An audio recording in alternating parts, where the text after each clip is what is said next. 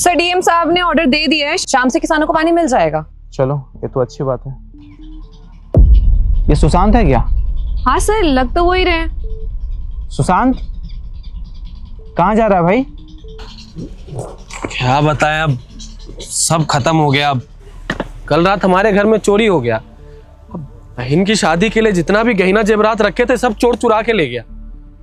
गांव का एक ठेकेदार है, उसने बोला है कि शहर में अच्छी नौकरी लगवा देगा, बस इसीलिए गांव छोड़ के शहर जा रहे कमाने। 3 महीने बाद बहन की शादी है, उसके लिए कुछ ना कुछ जुगाड़ तो करना पड़ेगा ना। चोरी हो गया? हाँ साहब, सब कुछ चुरा के ले गया वो चोर। हमने मेहनत मजदूरी करके सोना चांदी थोड़ा बहुत ही सही पर इकट्ठा तो किया था इनकी बहन की शादी के लिए। चोर सब लेके भाग गया। अब हमें समझ नहीं आ रहा हम कमाए क्या, खाए क्या और बचाए क्या। तो चोरी कैसे हो गया भाई? सामान का ध्यान नहीं रखा था क्या? और कौन चुरा के ले गया? अरे पता नहीं, पता होता तुम चले जाते उसके पास, मांग लेते, हम गिरगिरा जाते। पता ही नहीं, हम अच्छे से इसने बक्से में लॉक करके रखा था, पेटी में ताला लगा दिया था, फिर भी पता नहीं साला कौन आया रात को चुरा के ले गया। सुबह उठे तो सारा सामान बिखरा पड़ा था इधर उधर। पता नहीं, हमारा आंख भी नहीं खुला रात में। ऐसे तो हम रात में 2-3 बार उठते हैं, लेकिन रात को तो उठे भी नहीं हम। जी हाँ, हमने ताला लगाया था अच्छे से, आंखें नहीं खुली रात को। हमें जरा सा भी आवाज आता है ना, हमें पता चल जाता है, लेकिन उस रात कुछ पता नहीं चला। जो भी किस्मत में था सब चला गया। अब हम बिल्कुल खाली हाथ है। क्या चाहता है भगवान, हम नहीं समझ पा रहे हैं।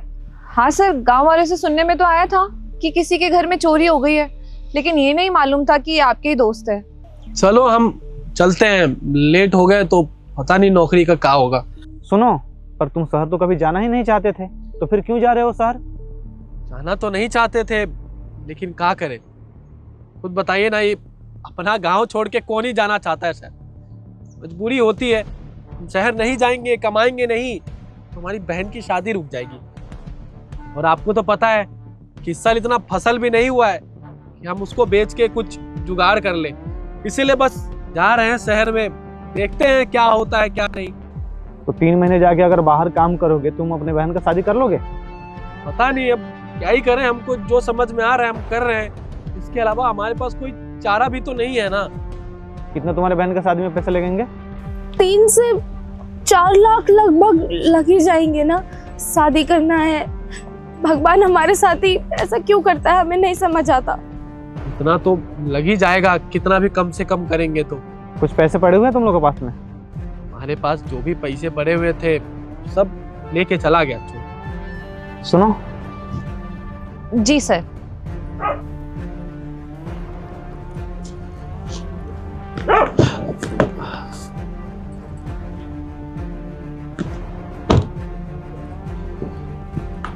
ये लीजिए।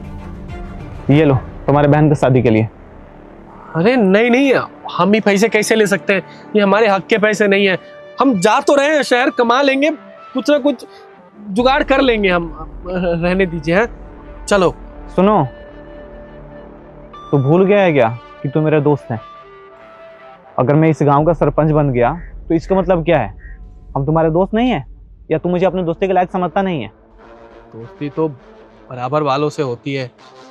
वो तो बचपन की बात थी। हम बचपन में अच्छे दोस्त हुआ करते थे, साथ में स्कूल में पढ़ते थे, साथ में घूमते थे, खाते थे, पीते थे, मौज मस्ती करते थे। लेकिन अब खुद को देखो और हमको देखो। तुम इस गांव के सरपंच हो, इतने बड़े आदमी हो, और हम किसान हैं मामूली से। हमारी और तुम्हारी दोस्ती कहाँ ही। बस रहने दो, इतना तुमने बोला, हमारे लिए इतना ही काफी है ना हिमांशी? अरे ले लीजिए आप। आजकल ऐसी दोस्ती बहुत कम दिखती है, जहाँ पे एक दोस्त कामयाब होने के बाद भी अपने दोस्त को याद रखता है। और आप लोग तो बहुत खुशनसीब हैं। और आप लोगों की दोस्ती देख के तो मुझे ऐसा लग रहा है कि दोस्ती ना सच में अभी भी जिंदा है, इंसानियत लोगों के अंदर अभी भी है। जी नहीं, हम इतने सारे पैसे आपसे कैसे ले सकते हैं? आप रहने दीजिए ना। आपने हमारे बारे में सोचा, इतना हमारे लिए बहुत है। हम ये मदद नहीं ले सकते। आपका धन्यवाद। हाँ, हम चलते हैं।